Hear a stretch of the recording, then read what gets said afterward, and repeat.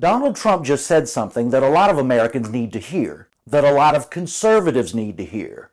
There is no hatred like the Palestinian hatred of Israel and Jewish people. He's right. The anti-Semitic hatred that Israelis have to endure every day is something most Americans can't comprehend, the worst example being the recent Hamas terrorist attacks on October 7th. But what Trump said next is just as true.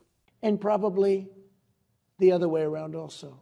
He's right. The hatred and abuse endured by Palestinians, by Israel's government, is something most Americans can't comprehend either. This is being seen in a major way right now in Gaza, where Israel's attacks have produced higher casualty rates than past conflicts. But so many American politicians and much of the mainstream media act like Palestine's tragedies aren't part of the equation. They're not part of the story. They don't really matter. That's worse than absurd. It's inhuman. Trump is saying no, both sides are guilty of heinous acts. I mean, Gaza, what's happening to Gaza, it's just unbelievable. You've seen the images, you've heard the stories. No, it's horrible.